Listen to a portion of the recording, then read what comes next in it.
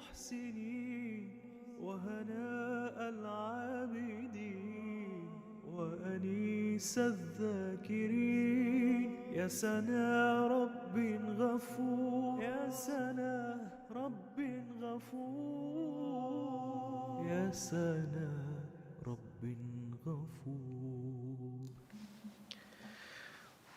أشهد أن لا إله إلا الله وحده لا شريك له وأشهد أن محمدا عبده ورسوله أما بعد فأعوذ بالله من الشيطان الرجيم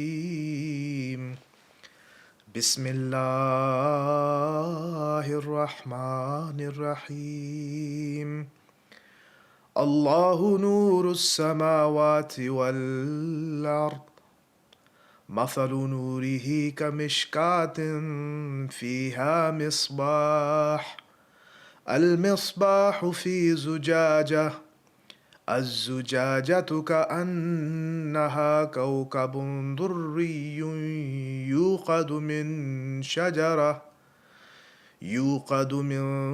شجرة مباركة زيتونة لا شرقية ولا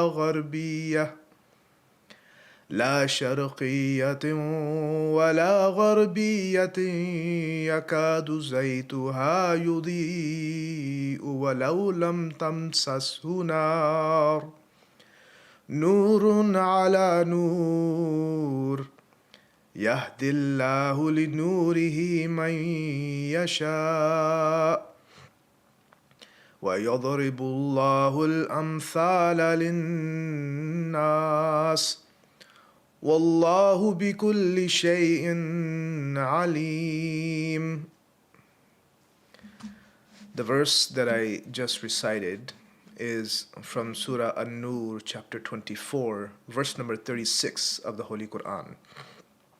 And the translation is, Allah is the light of the heavens and the earth. The example of His light is like a niche within which is a lamp.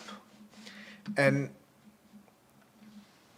the similitude of His light is a lustrous niche wherein is a lamp.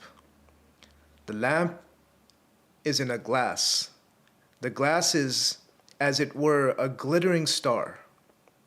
It is lit from a blessed tree, an olive, neither of the east nor of the west, whose oil would well nigh glow forth, even though fire touched it not. Light upon light. Allah guides to His light whomsoever He will, and Allah sets forth parables to men, and Allah knows all things well.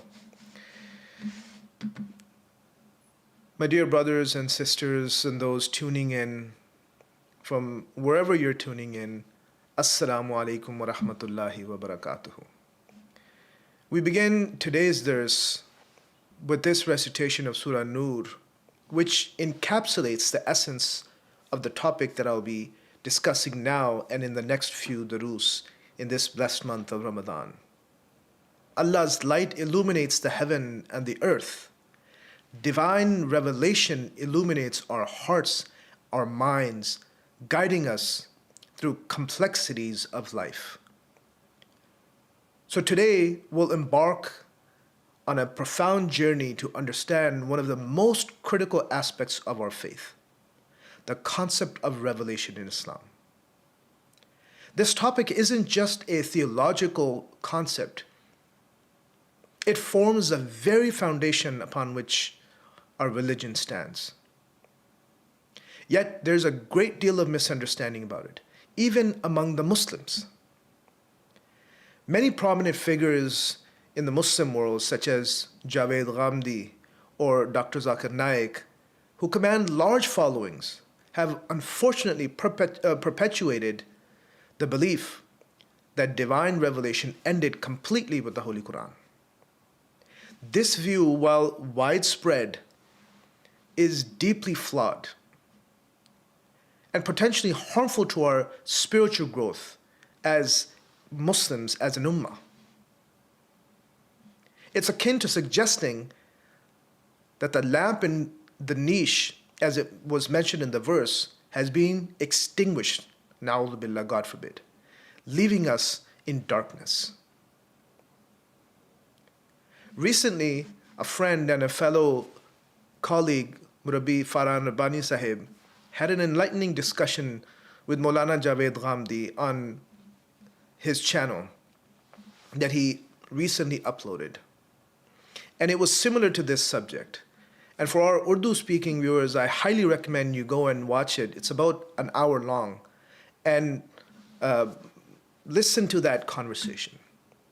It highlights how crucial it is to revisit this topic with clarity and rigor, much like the polishing of the glass of the lamp to allow Allah's light to shine through more brightly.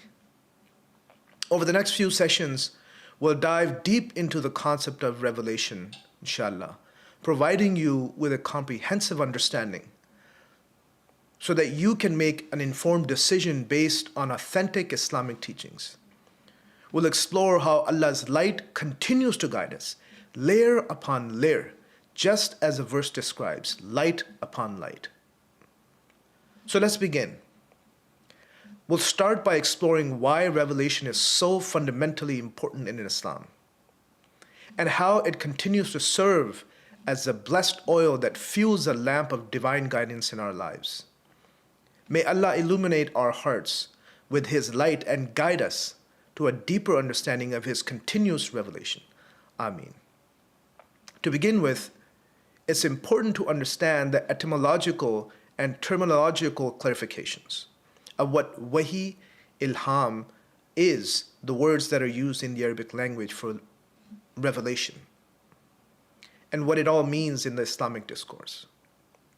Before we dive deeper into the nature of divine revelation, really essential to clarify the meanings of these two key terms that are often used in this context. The word wahi and ilham.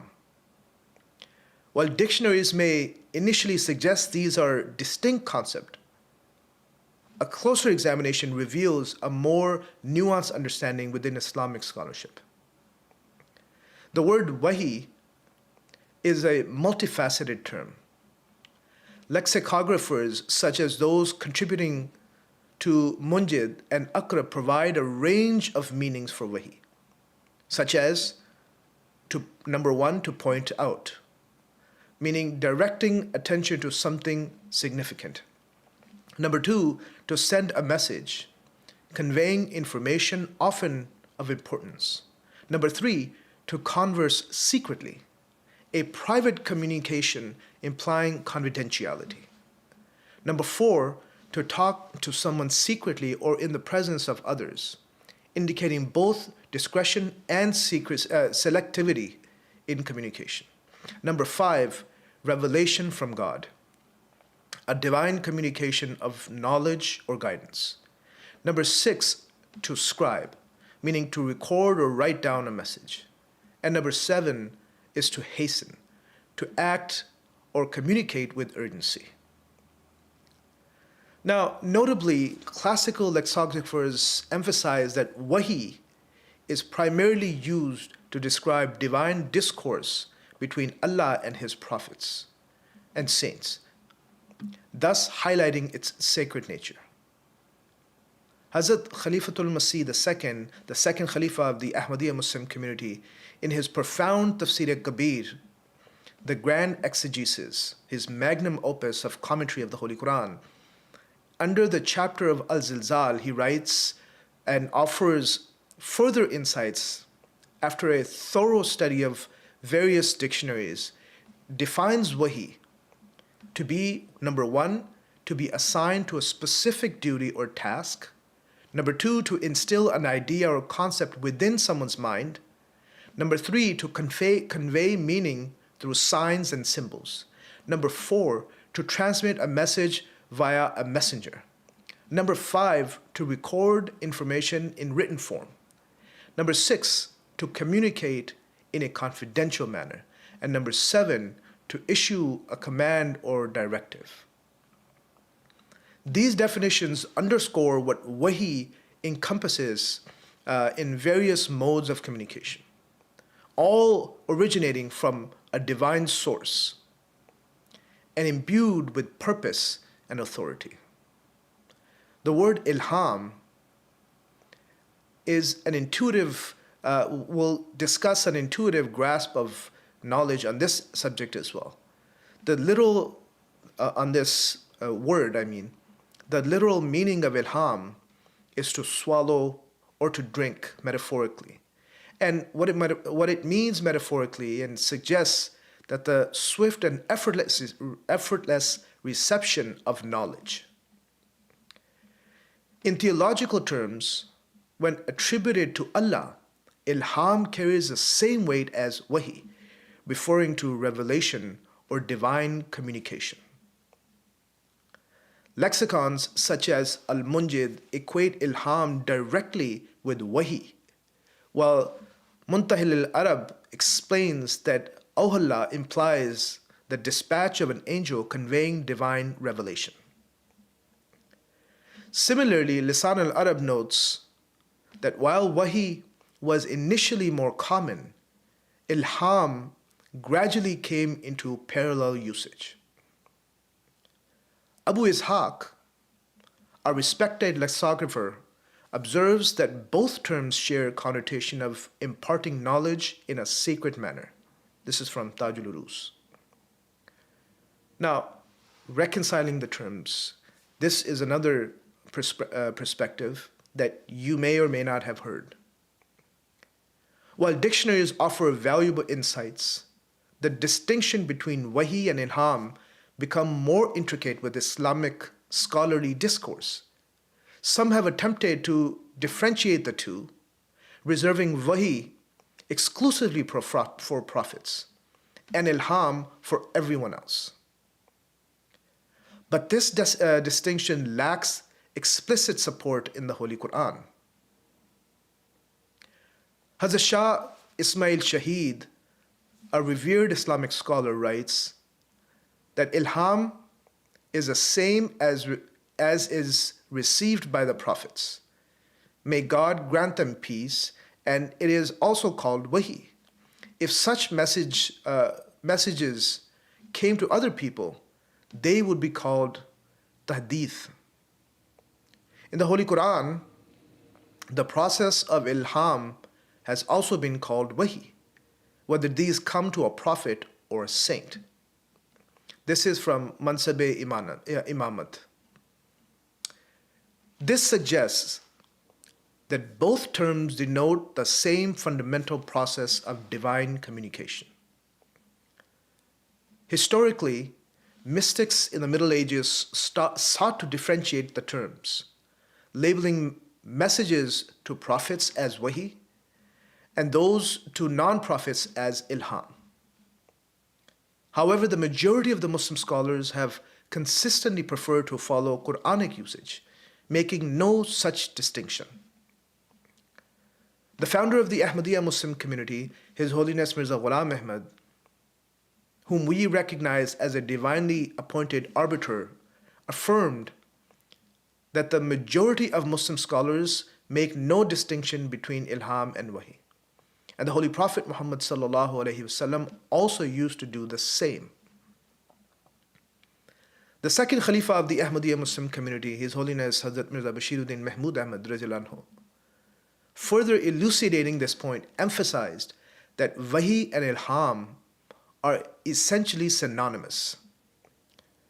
The Sufis introduced the distinction to prevent misinterpretation among common people. But there is ultimately no inherent difference between the two concepts. Recognizing the divine source. In Quranic terminology, the word wahi is prevalent, encompassing revelations to prophets, to saints, and to righteous alike. This term appears extensively throughout the Holy Qur'an, such as in the case of the mother of Hazrat Musa alayhi salam, Prophet Moses, on whom be peace. In the same manner, ilham is used in the same context, carrying identical meanings. Therefore, it would not be inaccurate to use these terms interchangeably. The real emphasis should be placed on acknowledging the source of both, which is, of course, Allah Almighty, the fountainhead of all divine guidance, whose communication manifests as both wahi and as ilham in various forms, all aimed at guiding humanity towards righteousness and spiritual enlightenment. Now, there are different understandings of revelation. As we delve deeper into the concept of revelation in Islam, it's crucial to also understand the diverse perspectives that exist within the Muslim community. These varying viewpoints not only shape how individuals interpret divine communication, but also influence their acceptance or rejection of ongoing revelation, and thereby accept or reject a divine blessing. The second Khalifa of the Ahmadiyya Muslim community, His Holiness Hazrat Musleh Maud Azlanho, provides us with an insightful framework categorizing people into 4 distinct groups based on their understanding of revelation. This categorization is particularly relevant to our discussion that we'll be presenting now and in the next few durus, inshallah. It'll help us recognize the spectrum of beliefs regarding revelation within the Muslim Ummah. It'll help us understand the roots of misconceptions about the continuity of divine revelation. It'll help us appreciate why the Ahmadiyya Muslim perspective on revelation is unique and important. And it'll also help us prepare ourselves to address common objections to the concept of ongoing revelation. By examining these 4 categories, we'll gain a clearer picture of why there's so much confusion about revelation in Islam today, and how we can work towards a more nuanced and authentic understanding of this vital aspect of our faith, inshallah. So let's explore each of these categories as they will serve as a foundation for our deeper discussion on the nature, importance, and continuity of revelation in Islam. So according to Hazrat al-Musleh Maud, the second Khalifa of the Ahmadiyya Muslim community, there are 4 types of people holding various views about revelation. Number 1, those who deny revelation entirely. This group believes that what is claimed as revelation is merely a result of mental illness or psychological phenomena. They argue that there is no divine communication, and all reported experiences are products of human mind. And here you'll find, if you go and listen to that discussion between Murabbi Farhan Rabbani Sahib and Javed Ghamdi, of his thoughts about revelation, and then tell me which category he falls under. You can do that in the comments below. Number 2, those who accept revelation but consider it an acquired skill. This group, which includes some spiritualists and theosophists, believe that revelation is real, but not exclusive to prophets.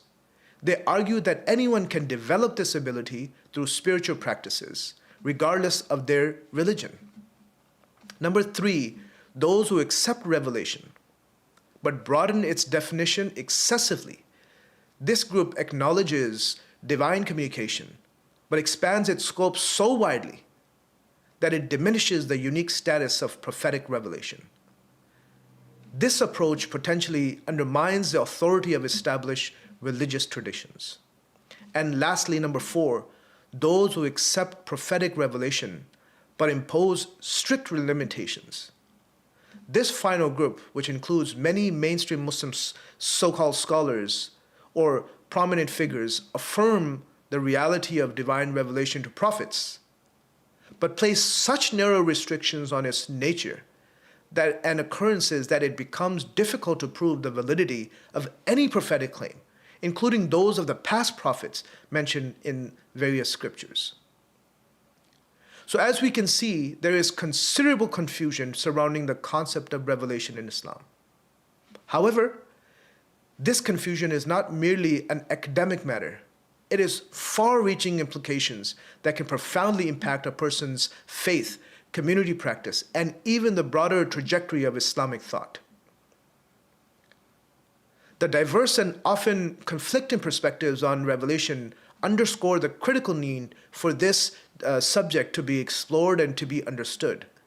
And well-informed understanding of this fundamental aspect of faith needs to be grasped. And so this is, inshallah ta'ala, what I'll be attempting in this and the next few durus to come, inshallah ta'ala. Throughout this series, you'll, inshallah, come to know why it is so necessary to be clear on this subject, inshallah. Inshallah ta'ala, in the next we will discuss the importance of revelation and further few subjects that we will take and dive deeper into this subject. Jazakumullahu ta'ala ahsan al-jaza to everyone for joining.